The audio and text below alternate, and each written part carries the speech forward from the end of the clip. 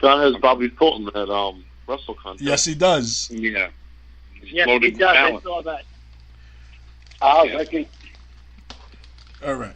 right. So I'm gonna leave you guys for 2 minutes, but I want you guys to discuss this past Monday's Raw 25th anniversary show that happened at the Barclays Center and at the Manhattan Center. Richie, you were there, so start with that and give me 2 minutes to grab something to drink. I'll be right back, so you guys continue with that. Are you getting a cheeseburger? No. He's making a pork chop smoothie.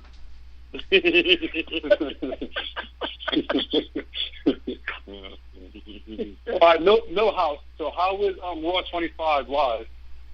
I mean, the atmosphere going into the building was initially really good. When the show started, everybody was amped, everybody was hyped. It's 25th anniversary Raw.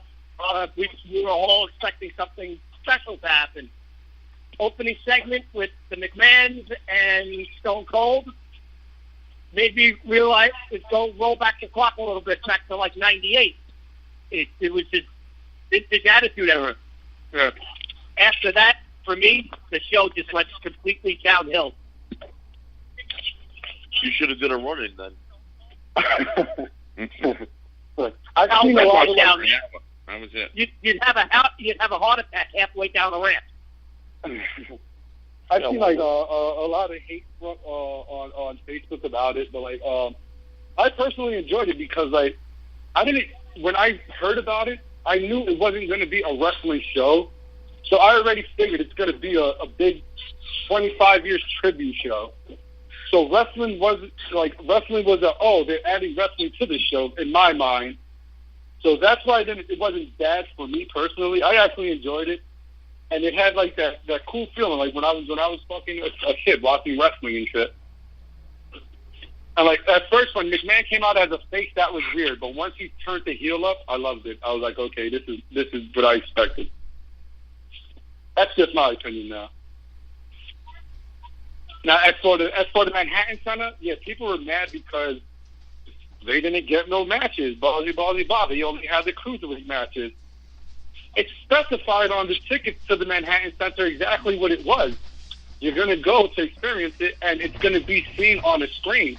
So the fact that there was matches there, and they off fucking air they had the cruiserweight matches, the people that were there should have been glad with that. You know what I'm saying? Because it was more than they expected or was told what was going to happen. That's just my opinion. Who's fucking lying, you know? My thing is, as far as Manhattan Center goes, was I think for the price that they paid and for what they got out of it was just completely not worth it. What'd you pay $800 for? A front row ticket, a meet and greet with Shawn Michaels, who's been everywhere, and a commemorative folding chair, and you saw 3 segments on TV. Yeah, but whose fault is that though? About getting the money back. Whose fault is that though? Realistically, that's like let's say about getting the money back. Let's be realistic. Nobody's going to get their money back. No. I'm saying, weren't they? No, he said like this. Show, like they want a refund or something. Yeah, they were chanting. This is bullshit. We want a refund. Yep. Yeah. All right, realistically though, whose fault is that? So that's like, let's say like, all right, RDP or MZ Production or Mooch is bringing in fucking, let me think, Scott Hall. I'm just using that as an example. They're bringing in Scott Hall, right? Now, fans pay to see Scott Hall. Let's say the ticket just so happened to be $200, or even in this situation, $800, and the fans pay to get a picture and signing with Scott Hall. And when they get there, they get a picture with Scott Hall and the signing, like the ticket said, and Scott Hall decides, hey, you know what, I'm going to have a 20-minute conversation with you. They should appreciate that. They can't get mad and, I expected Scott Hall to wrestle. No, you shouldn't expect him to wrestle because that's not what the fuck the ticket said. The ticket said exactly what it was. So if you want to pay $800 or $1,000, that's your fault you paid that much. You can't get mad. But I get what you're saying, and I totally agree with what you're saying. I'm not saying that, but for $800 was, to me personally, instead of what you call wouldn't have been more fitting that Stone Cold did the meet and greet at the Manhattan Center? No, yeah. Meet and greet. I agree. Give these guys something to be worthwhile for. What are you talking about? They got free light. They got light sticks. And they got to see the clip. Big deal. And they got to see the Undertaker with no fog. What a terrible promo that was too. With his wig. I think it was just he was getting emotional and he shouldn't show emotion, so they cut it short. Yeah, but come on with that wig. Yeah, that was bad. I was like, why is he wearing a fucking wig? That was bad. That part, I agree. You mean that wasn't Rob Fury dressed up as the Undertaker?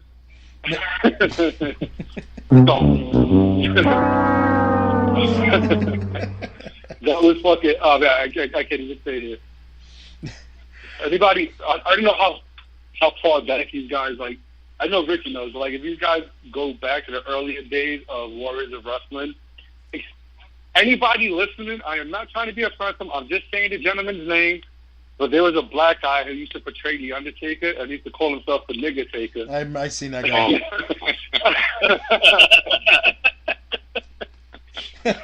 It was fucking awesome. Oh. Yeah. Yeah. Well, Like, maybe not to everybody. Yeah, Joey would call him. I forgot what his voice. In Warriors, it was called Voice, but he was the Nigger Taker. Like Joey wouldn't refuse to call him Nigger Taker. Joey only called him Voice. Why would anybody call his gimmick? His gimmick was a mixture of Undertaker meets Kane.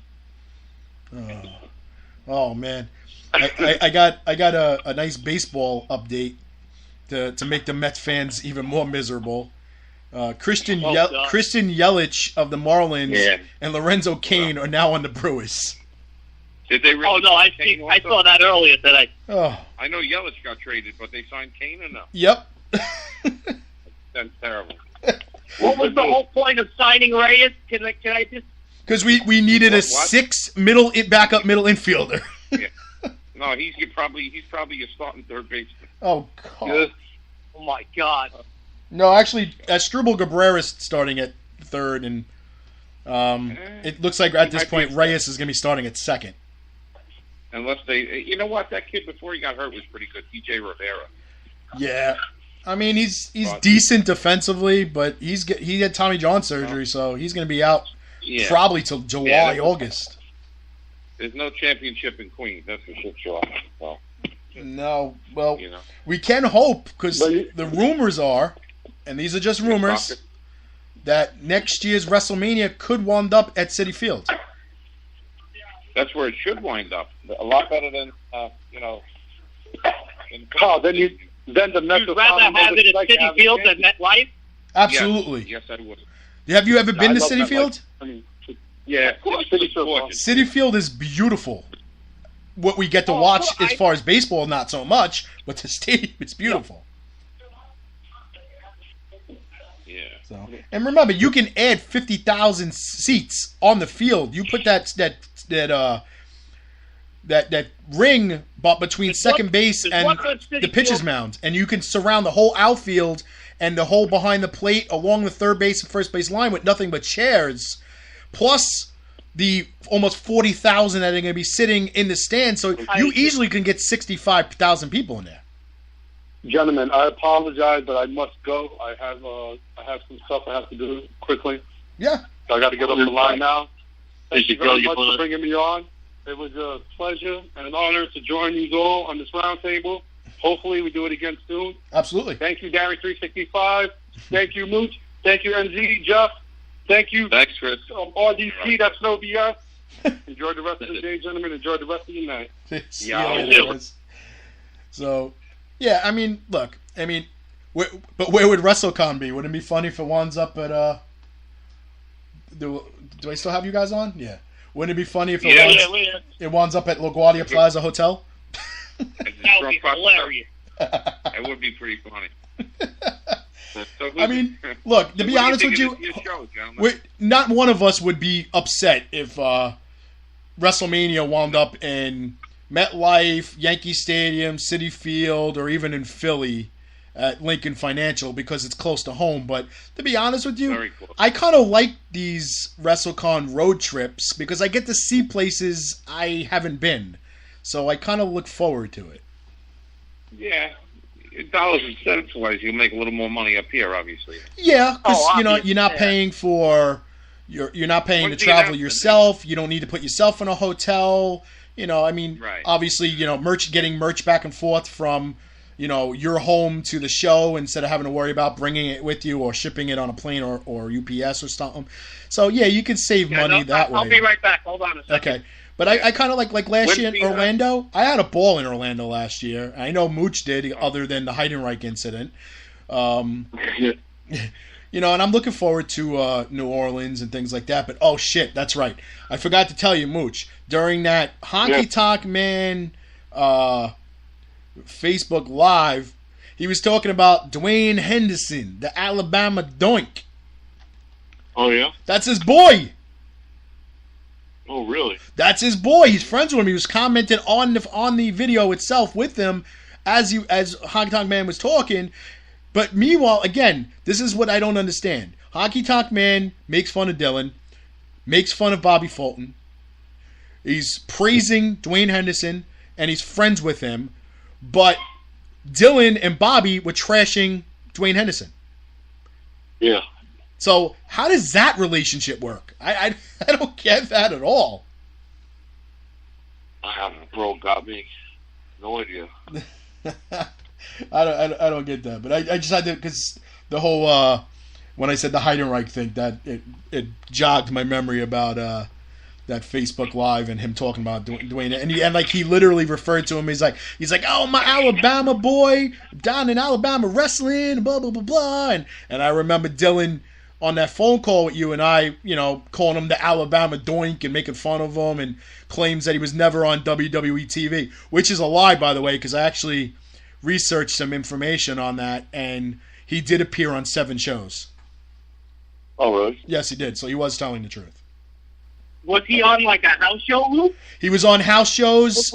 I think what I read was out of the 7 shows that he did, 5 of them were dark matches.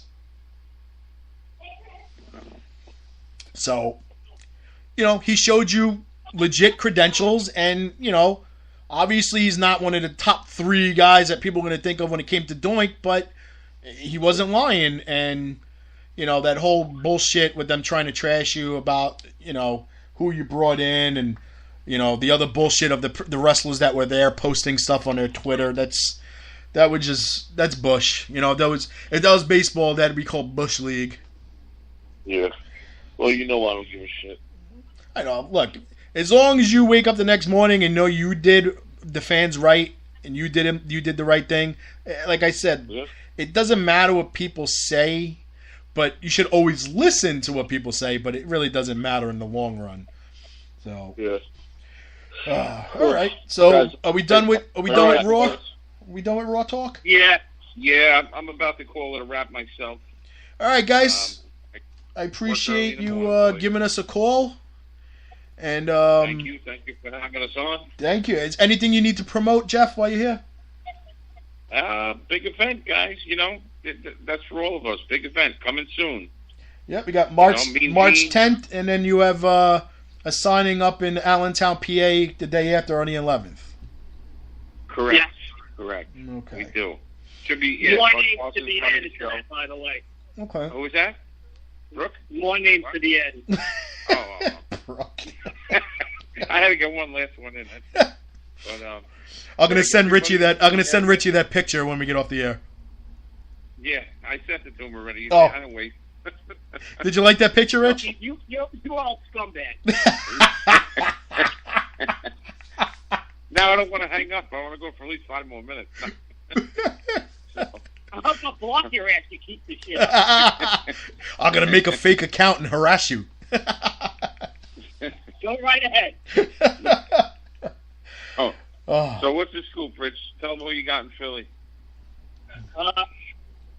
Starting tomorrow at House of Hardcore, I have Mean Gene Okerlund and former WWE Women's Champion Victoria. They'll be signing at House of Hardcore where doors open at 6 o'clock.